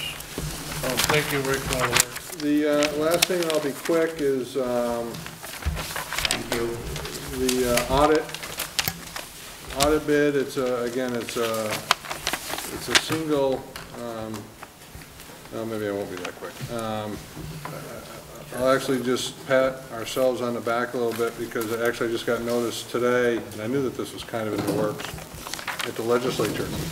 But we've been doing this for some time just because it's logical and makes sense, but the legislature just passed a law effective for next year that it is required that the SU do all the auditing at the SU level, basically what we do here. And this is an SU bid Right. that the SU will award, but it affects all you guys, and in this case, it benefits you.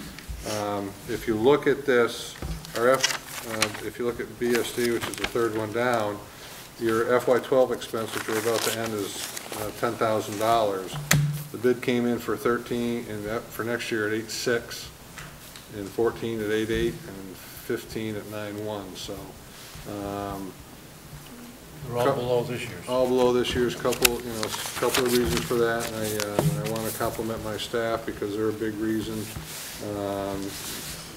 The auditors complimented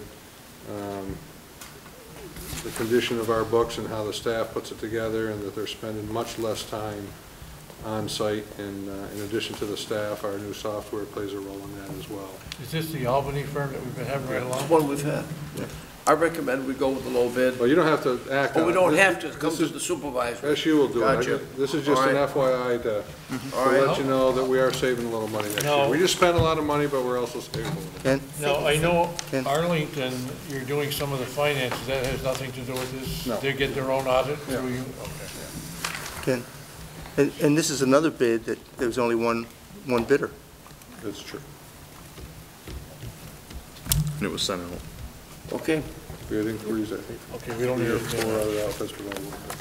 All right, thank you again. Okay, old business report on kindergarten enrollments. Remember, we were told last time the numbers weren't as large as we expected. So the original Donna, projections were about 140 students we thought were incoming kindergartners, and you anticipated 8 sections to hold them. We've had registration and screening at our schools, and we're currently looking at 112 incoming kindergartners. At Monument, we'll have 1 section that has 18 students in it. At Bennell, we have 2 sections with 17 students. And at Molly Stark, we have 4 sections with 15 students in it. That's the total of the 112. And we had approximately 28 students from those original projections that some have moved out of the district or have chosen another school. And then the recommendation is to hold that 8th section because the data that Donna and Jim have in regards to summer and fall registrations, Molly has about 3 years of data. I think it was 9 to 12 students who typically have come in. And During August, right? During the summer and early fall, and Bennell at least 2. You So said this four- is a reduction. Go 4 ahead. sections at Molly with 50? 4. And that's where the growth would be? Any new kids would be? 2 at All Bennell, of the 1 new at kids will Monument. go there, right. Excuse me? 1 at Monument. No, I got it, Yeah. thanks. So any students that register from here on in will be placed at Molly and fill up those classes. We have 1 teacher in reserve that we're not, because there's 8 sections, as Donna said. So we're holding that until we see what happens in the summer months. So we may not need to hire depending on what the walk-ins look like. And where some of these, we do have some that we're tracing to, correct? Right, and we did have to, in order to keep the Bennell numbers at 17, and correct me if I'm wrong, we did have to do a geographic redistribution of some students from Bennell to Molly To Molly. Star. That's correct. How many were impacted?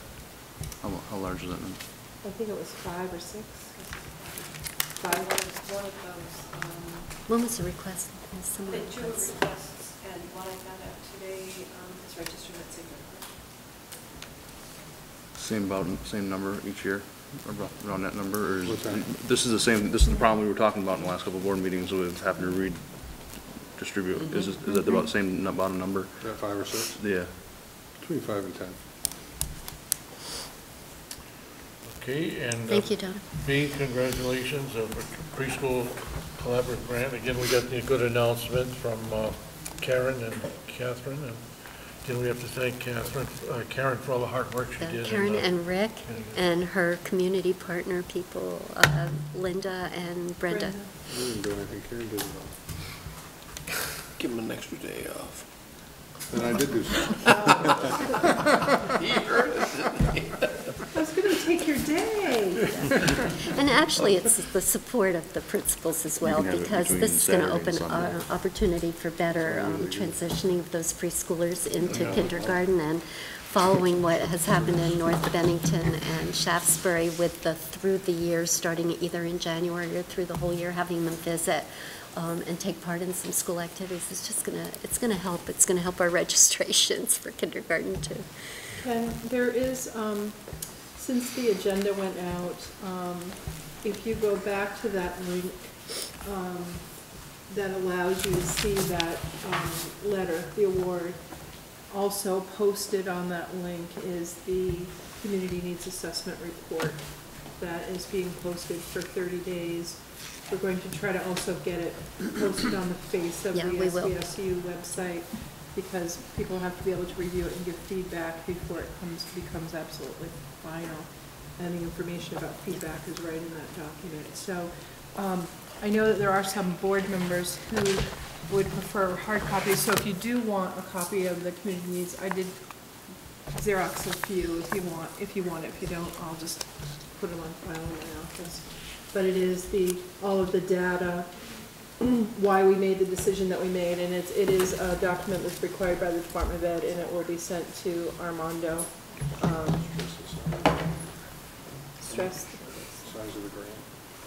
Yeah, the grant is $135,000. We still are waiting. Remember, I wrote that second grant for $30,000. We haven't heard about that one yet, but we expect we'll hear sometime this month. I know you've heard a couple times, but I'm sorry. the size of that grant is... Well, you were saying 35 was the usual number, right? 30. Or 30. You know, it's outside the norm. Oh, by a lot. Well, 300% or more. We're Did I very miss fortunate. We got the preschool grant. Oh, I know that. Yeah. Karen and her staff and your community people that helped put that together were, you know... We have to have some great documentation and stuff just to get that award. Oh, yeah. I mean, you know, Absolutely. it's so hard. We are going to keep this on the agenda so that you can follow each meeting, what the steps are for getting this implemented. There's a lot of work to do before fall. Yeah, the that's the fun part, is getting, we have the money, now we'll get everything all set up, and the teachers hired and families connected with the providers. Okay, I don't think we have any new business today. No. Consent agenda, you all have the consent agenda with the minutes and the warrants and so forth? Do we have a motion? Second. We have a motion, Jackie second. George, any questions on that? Is the policy on that consent agenda? No. No, separately. Okay, everybody in favor? Consent agenda? Okay, unanimous. Okay, committee reports. I just give a quick committee report. I enjoyed, we visited all 3 schools, 3 separate Thursdays. We had a tremendous turnout of school board members, and I want to thank Jerry for all the detailed information, the principals that came along and gave us information as well, and I think we learned a lot from this. We'll have to digest it and have facilities meetings and start looking at what things need immediate attention, which things could be long range and so forth. But again, it was enjoyable, and thank you. Well, we're going to wrap that into our discussions on the second meeting of each month. Yeah, Absolutely. Yeah. Because what we do at our buildings also is going to affect how we deliver education. Good point.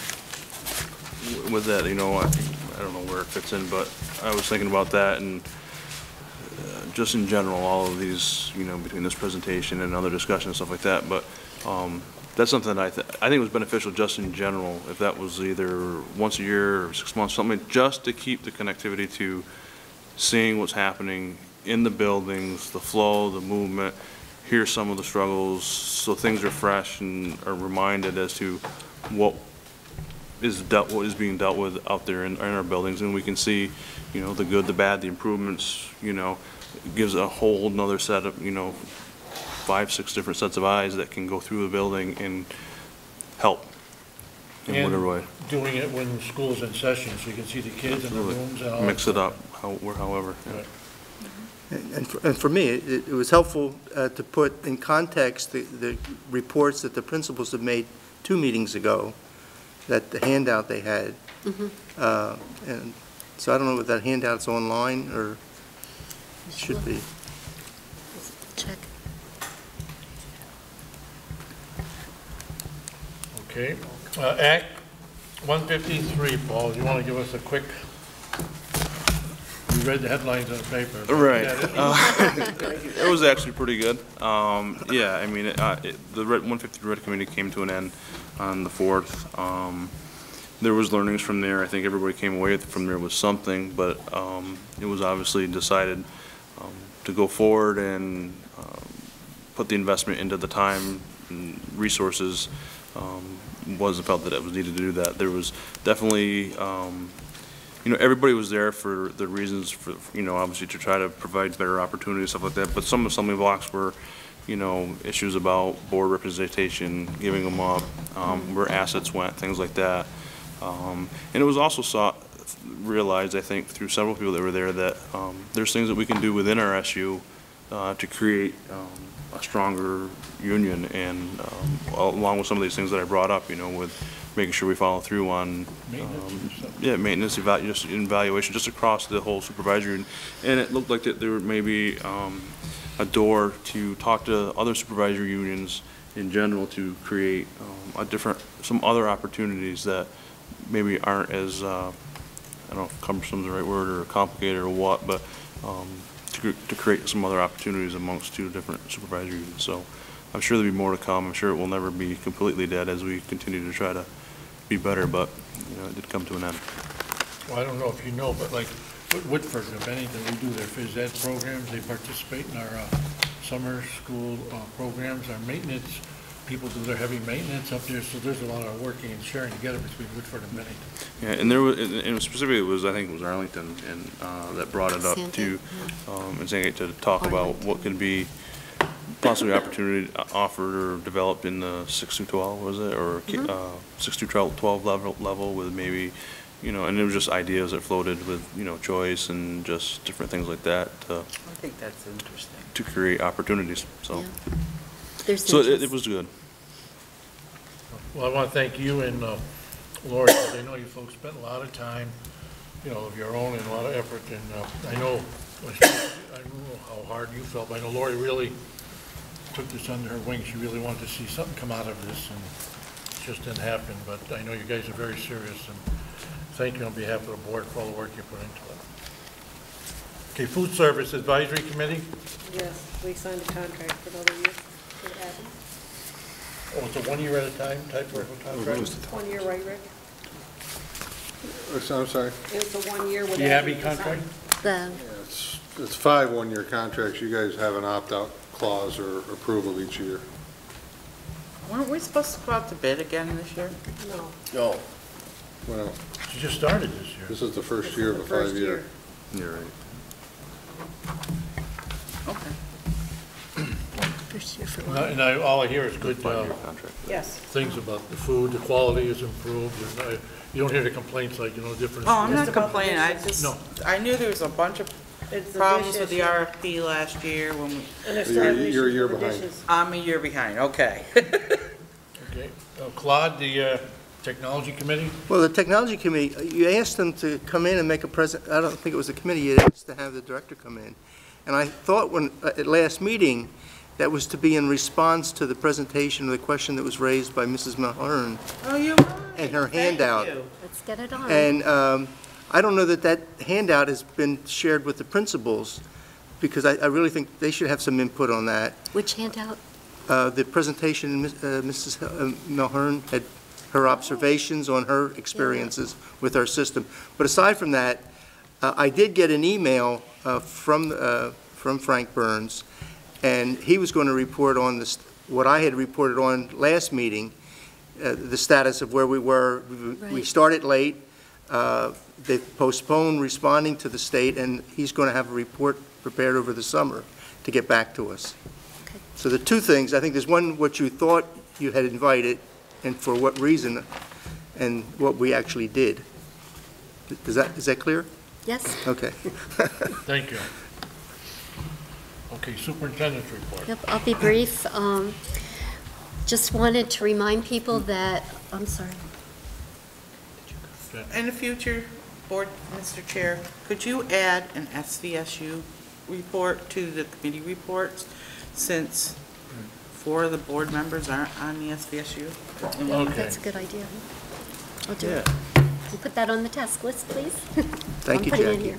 Thank It's you. a great idea. Yeah.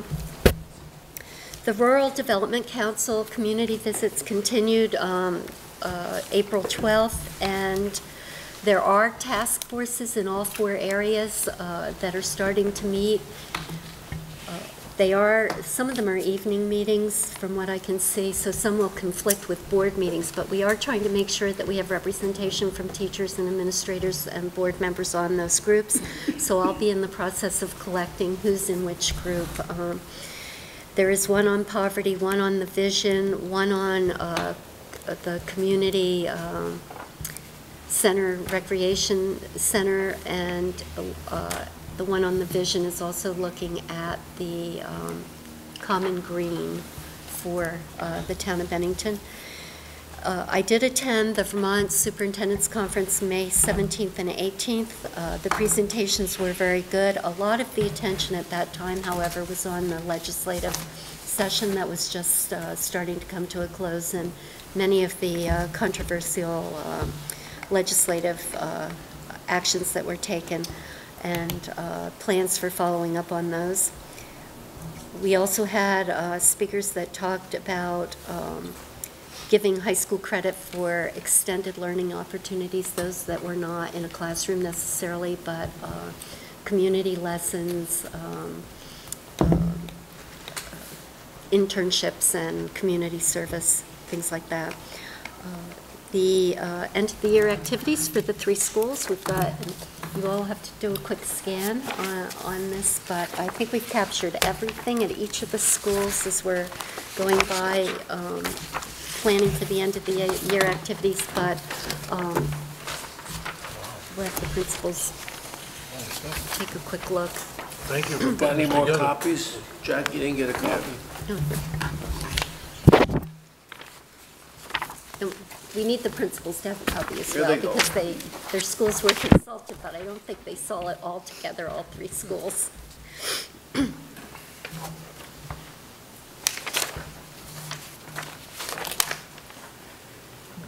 And the kids are getting out on the 25th? The 25th is a half day for elementary students, makeup exams for the middle school and high school students. All elementary schools in the SPSU are getting out on the 25th? No, Except Not Woodford? Woodford. Woodford Except is not. Woodford. I know except they went through Woodford, the strike. because they have the regular calendar. Yeah. They get out earlier. Good, thank you. Yep, and vacancy updates, we still have a number of classroom positions, title positions, special ed you heard about earlier, and so we're continuing with those. I'm hoping that we can have a number on the 18th meeting. The SU supervisory union positions, we are closing in on the assistant superintendent candidate and looking for time for that person to have an open time for board members to come and meet them, as well as we have, as you know, we've hired a middle school principal. We're in final interviews with the Pownell principal search. We have appointed, the board has appointed Donna Colley at Monument. Congratulations and welcome to the board meetings. And Jim has posted the assistant principal position at Bennell with a request for special education expertise in that. And we're about to post the HR director for the SU. Okay, thank you. Nothing on personnel policies. You want to handle the policies approvals, or no? Well, I mean, were there any questions on I them? think Lori Mulholland. Well, we just do them one at a time, usually. Okay. Well, and don't forget Lori had a. Yeah, okay. The first one is 6,400 optimum class size for adoption. I move that we adopt the policy 6,400, optimum class size. I'll second it. Any questions on the optimum class sizes? Seeing none, all in favor? Unanimous. Okay. Very good. Screening, health. I move that we, 5100 to warn. I move that we warn Second. 5100 screening of the health. We have a motion and a second. Discussion. I have one thing or a couple of things on the screening. One of them is the frequency of taking of measurements. It's online totally. We identify that in the policy that the required screenings are for hearing and vision, and yet it doesn't really have a purpose what the height and weight is used for in the, as it reads in the policy. It just says that they can be obtained at the discretion of the nurse, a physician, a parent, or a student based on individual health needs. I'm not quite sure what that is, what that allowance is, you know, the nurse randomly, you know, all that child needs. Can you reference the numbers on the left-hand side for us? 48, and it's item 6. 48 on the screening. Policy. Line 48. Yep, got it. Thank you. Karen says she'll handle this one. Okay. There's two issues where typically there's some routine height and weights done, and that's for children who are underweight or children that are overweight. And the nurse may be working, at least I can speak from the early ed perspective, the nurse may be working with the parents to monitor that for, and it's shared often with the physician. And I don't So know that would what- be I part may of the add one. plan. Oftentimes, school nurses will monitor the weight of a child if they've recently gone on a medication that might have a side effect of weight loss, so they do monitor it at school. Well, it just came at the discretion of the nurse. It doesn't say, you know, at the direction of the physician or in cooperation with or with consent of the parent. It just says Just questioning at the when the nurse's nurse has discretion. sold. So I'm just And that sort of typically- like, you know, in what that meant. It just seems a little, it doesn't really, to me, On I health, can individual understand how health it addresses the individual health needs, but it really doesn't say that it's why. Why is she allowed to go ahead at her discretion and just take the height and weight of a child? Yeah. And Okay. you can understand the- Okay, I'll take it back. Yeah. No, it does have all three. It does have all three. That was just one. No, I'm sorry. It does, it says nurse, physicians, and parents. So, She's questioning just a nurse in their own entity. Right. Why would just a nurse? It may, what Claude's saying is it may, the phrasing It's may all actually four, or- be discretion of the nurse with the physician, with the parent, but let's get that clarified. it's in coordination. It's, right, it does, I read it as it does provide for that, and that's, We'll and it's- clarify. yeah, so. Right, in coordination. Okay. You have The another? warning period is to gather comments, so you can still warn it. Is that it? Okay, all in favor of warning the policy? Unanimous. Next one, communicable diseases, 5140, motion to warn. So moved. Second. Second. Discussion on this one. I have some concerns about the policy in regards to, mostly just, I noticed that on a lot of the items, we could use like one phrase that's all-inclusive. I find that the nurse must be told about this diagnosis being a phrase that's used intermittently throughout the policy, and I thought that maybe it would be a good idea to perhaps provide a single clause that runs at the end of each pertinent item that is listed that just says the nurse will be told or must be informed of this diagnosis, and we don't need to put pregnancy reasons, or we don't have to put, so we can tell, you know, those with the new compromised systems about it, we can just put that the nurse must be told. I just think that it Is that in the jumps around. regulations, Lori, or in the, Let me just see if I can give you a particular, under, I think it's in the regulations. I'm trying to find it. Yeah, I think it might be in the regulations. It's under fifth disease, line 85. Yep, The school yep. nurse should be notified if this diagnosis is made, as a risk to pregnant women. I think we can replace that kind of clause with a clause that says, school nurse must be notified if a student or employee is diagnosed with this and then disease. list them. And Yeah. do that, you know, so Okay. that one, under pertussis, we have the same issue, which is line item 132. And, you know, it's just making it consistent, so it reads the same and it will be easier. And they also find that to be the same with the use of 24 hours. Sometimes it's spelled out, sometimes it's in numeric form, and also in regards to, I think that maybe some review of, there must be a release from the healthcare provider. And I can send these via email. Yeah, that would be great. Just send them to me and I'll get them to the committee. The reason for the language on a lot of these is because we take them from the Vermont School, some of them from the Vermont School Board Association. Yeah. We have our lawyer extensively, who we pay to look these over and make sure that they are legal and they follow state statutes. And that's why some of the wording is the way it is. Patty Page, who's supposed to be the lead in the state, says that that has to be in there. That's why it's there. Because I know, I sat on that committee for 3 or 4 years, and I know that some things you just can't take out. Well, I don't think it's not worth it. Patty has not looked at this one, but I can. The fact that someone has brought it up certainly means that we ought to at least bring it back to the committee to look at. Absolutely, I've got it right here. Right. Okay, we have motion on that? We have And it. We have Claude it. has it. Okay. All in those in favor? favor? Warning? Yeah. Okay. D, anaphylactic, warn this one. So moved. Questions? Just got another one. On the anaphylaxis particular policy, this does concern me because I have a child that has an unknown allergy or combination thereof that may produce an anaphylaxis reaction. And because it's unknown, this is why this drew my attention.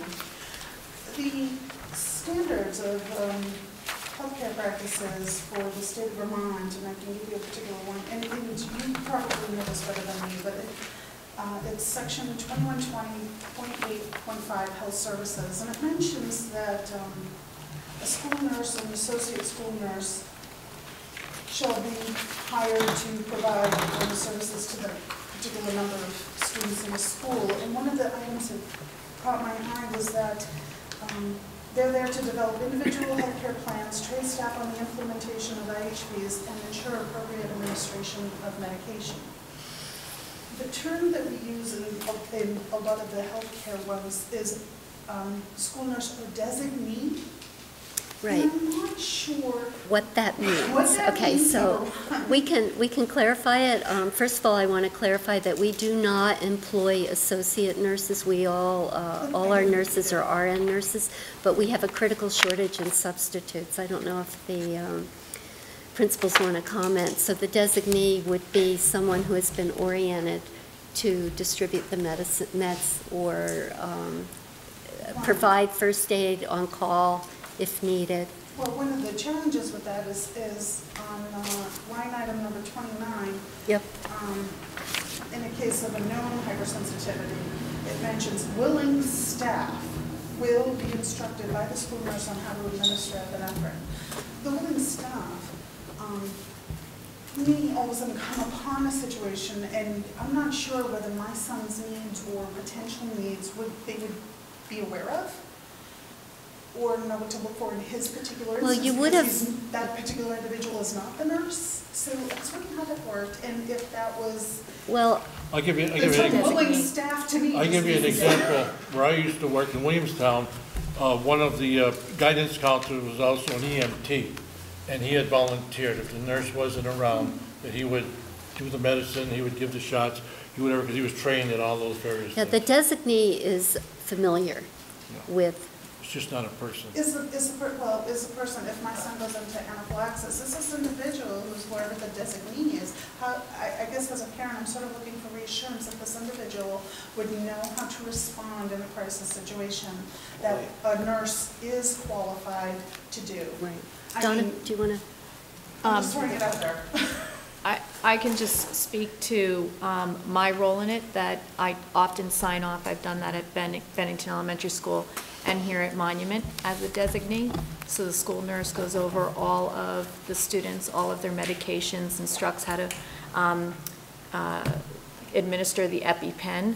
So as that designee, I consider myself the willing person and know my role in that emergency situation. I can appreciate that, but you're not always in the building, unfortunately, or available, or may be available. And that's sort of, I guess, you know, and I certainly appreciate that, because I do respect that a person coming forward and offering. Well, it's interesting, and I'll discuss this with the principals, because it may be something we want to put in the handbooks of how that coverage is given, in the handbooks that go home with the students, so that people are aware of how that coverage is provided. Yeah, it's a good idea. Just make sure the ones that are on the website are taken down. Yes. Might be from 1968 or something. All right. What was the question? It was about the term willing staff. Yeah. Or the term designee. It's just, it kind of leaves it for loose interpretation of who those individuals are that may provide an emergency service to your child. Could be the janitor. Well, if it was the custodian that decided he wanted to be the willing thing, if he was trained, I would be more than happy if my child was in an anaphylactic shock.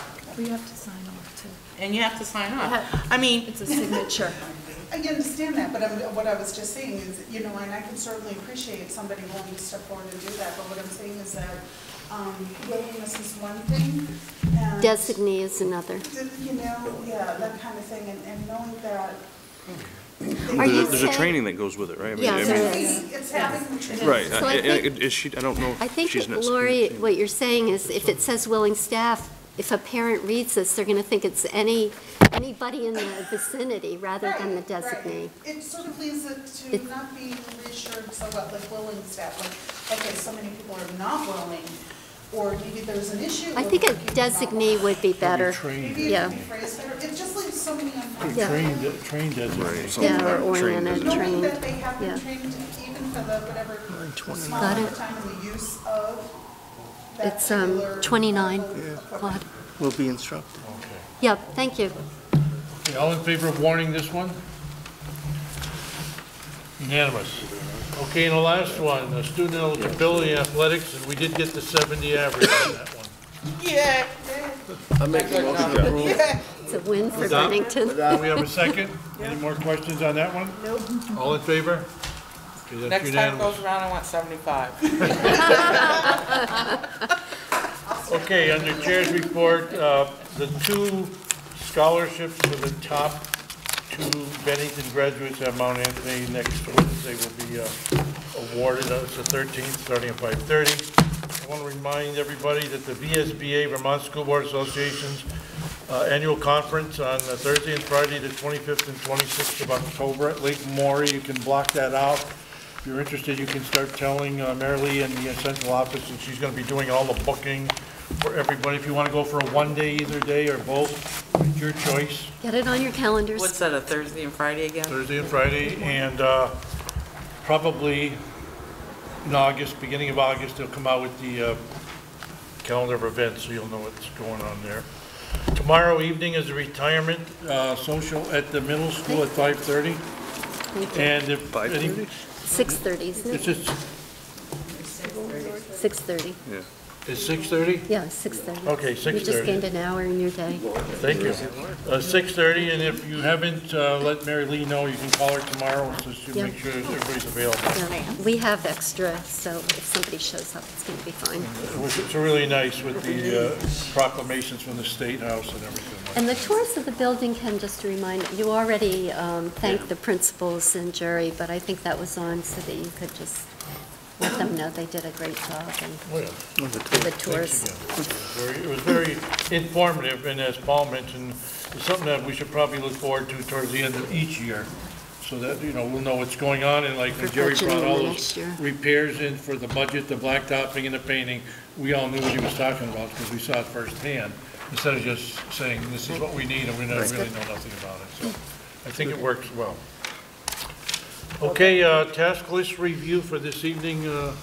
Artwork to be mounted outside of art and music area at Molly Stark. Jerry and his crew will make sure that gets done. Probably after it gets painted, now that I know that's getting painted. Yes. We're gonna put it up temporary so they can take pictures and we'll take it down.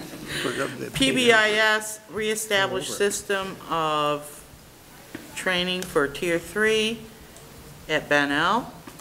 Actually, I think we'll make that at all three And schools plus all Pownell. three schools.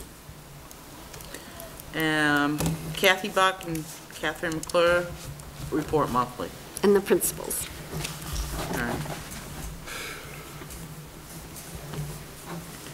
right. Decide to do what to do with fifth grade. Discussions should start. Financial and educational pros and cons. June 18th meeting. Administrators and Rick. Huh? I need a financial pros and cons to the Fifth grade. Fifth grade. Least or included. So that's for the June 18th meeting, Mr. Pembroke? Do I need to do something or just be there? You need to tell me. You'll be working Just with be the there, principals. then I you will, get the I will information. call a meeting together with you and the principals to prepare. I know you're tired, Mr. Pembroke. Policy agenda, change policy of curriculum development, the timeline of the curriculum development. Claude, you're to do that at the next XVSU policy meeting. Well, that'll be... It's on the agenda. Yeah, it's on the agenda. Anyways, you're supposed to. And we'll ask Kathy if she wants to come and speak to it. I know you're not going to get it done by yourself. Technology director come to meeting. Catherine will invite Frank to the August meeting for the report. No, I don't think it'll be ready in August. He said it was going to be done over the summer. So maybe September? So it'd be September. September? Makes sense. That's next. SVSU report at board meetings. Ken and Catherine will put the item on as an agenda item and for the August meeting. Very good. So we have a meeting the 18th? Is that what it is? Or am I confused? It's the 18th. 18th, Monday the 18th. Monday, the 18th is our next meeting.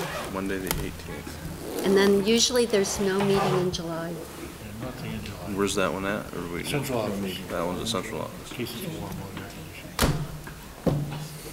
7 o'clock. Yes. Okay, thank you. What are you glaring at me for? Do you have anything else to come before the board this evening?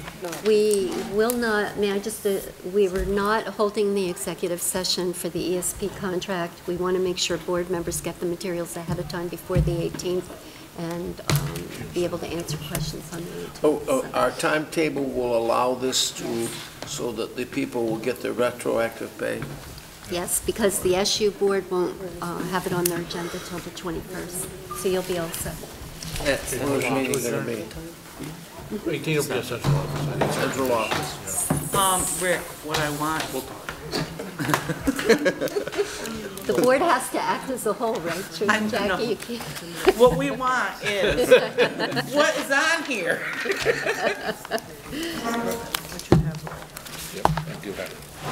Okay, adjournment?